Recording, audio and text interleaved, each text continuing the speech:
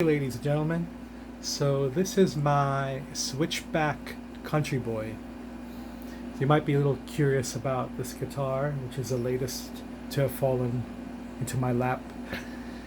Switchback guitars are built in Pennsylvania by a gentleman named Mike Package.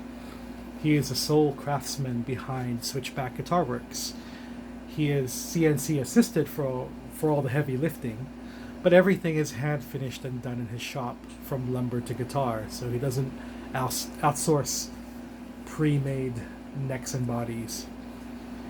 He uses an amazing assortment of wood and pays exceptional attention to detail, and you'll see all this by watching the videos and looking at the pics on his Instagram account. He also has a Facebook account, but if you want to take a deeper dive, check out the stuff that he posts on Instagram to get a deeper appreciation of his crafted design philosophy. So I discovered his work on the Gear Page forum back in 2014. I was immediately impressed by the guitars he was making. It was very apparent that the build quality was remarkable.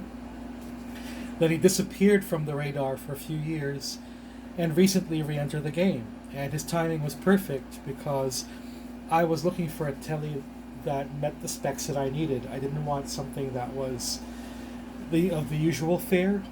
I wanted some uniqueness to it, and there's plenty of room for that in a world that is crowded with Stratocasters and Telecasters and Les Pauls. So I originally was gunning for the first incarnation of the Country Boy, which had a smaller body. Mike made some pretty big updates to the size. He upsized the body a little, added contours and whatnot, so I'm glad I went for that. Mike is amazing to work with, as he will try his darndest to accommodate your requests.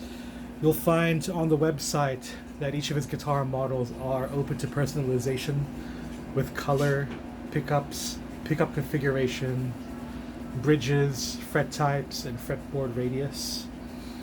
And let's take a deeper look into the guitar. So essentially, this guitar has a roasted bird's eye maple neck and a roasted ash body. So for all the big players, these come with a pretty significant upcharge, and Mike charges very reasonable rates if you take a look at the specs that he offers on his guitars.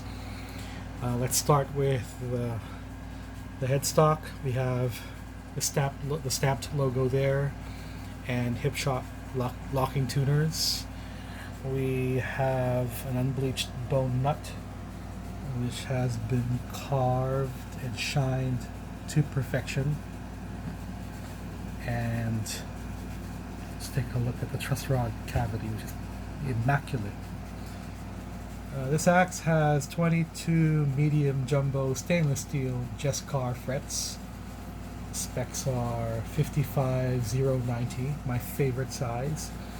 And if you can take a closer look, these fret ends are made to perfection. The fretboard has a nice roll to it as well.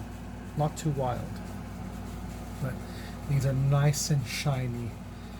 They're really smooth. The guitar is well intonated with no dead spots. It is utterly remarkable. So she has lumen lay side dots. Let's take a look at the side here. There you have it. So these glow in the dark. I don't really like fretboard markers, but side dots are then essential. And let's take a look at the nice figure of the neck here. This stuff is just utterly superb. And let's take a look at the curve of the side of the instrument. The neck pocket is super tight, so Mike works with really tight tolerances. I specified a medium relic job on this, just so I don't get crazy when I make my first ding. And the body has a thin nitrocellulose coat, and you can see and feel the ash gray texture there. We have a tort control plate, and the wiring is as neat is really neat and tidy. And you've got your back contour here, which your belly cut, which makes playing the instrument really comfortable. So I have a strap button here. People have been asking me about that, and I have it there because it cancels odd order harmonics. Let's take a look at the body, and let's get this at an angle with a light so you can see the lovely grain. There's some of the relicking and the forearm curve. So this guitar just hugs your body when it's on your lap and when you play standing. We have a torque guard here that still has its plastic on, and the Filipino in me won't remove it, so I'll be keeping it there for a few weeks just to remind me it's fresh, because I only received this guitar on Wednesday. We have a Goto in tune bridge, which has also been slightly relicked, and the pickups are Mojo Tone Broadcaster Quiet Coils. These are absolutely gorgeous, nice and clean and chimey and detailed and rich sounding. Totally complements the tone of the guitar. We've got an MXR glow-in-the-dark knob here for volume, a chrome knob for tone, and a 5-way switch that has Bill Lawrence wiring. So how does Bill Lawrence wiring work? You've got neck pickup, neck and bridge, bridge pickup, neck and bridge half out of phase, which is really nice. And how do I describe it? It's almost like a strat in between sound, in between position sound. And then one of my favorite tones here is a neck with a bass roll off. So you get the neck in full clarity. This is lovely in distortion. Very fluty sounding. And let's take a look at this side of the instrument. There you have it, the lovely curves. And you get to look at some of the subtle relicking on the finish. So I believe this baby weighs at around 7.1 pounds, which is perfect for me because I have a back issue. Tone-wise, she is just resonant all over. Has a very nice detailed sound, and I'll demo that in a bit when I gather the second wind to be able to play. The wood is very lively. You can feel it when you strum. I believe that this will only just get better because it takes a couple of months for a new guitar to wake up. It was a pleasure working with Mike. Mike communicates really well. This probably took about 3 months for the guitar to be built. I'm not the kind that likes to rush perfection. And this was sent in, came in one piece, so I got excited towards the end of the build as more pictures were coming in.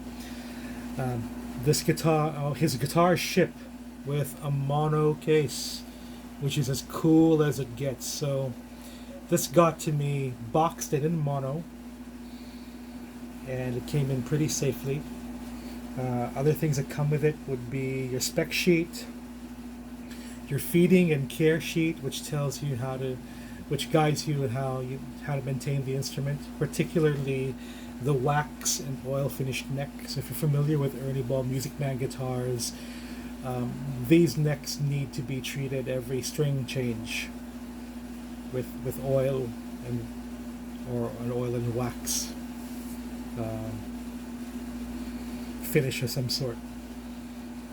What else can I say? Well, I'm very happy.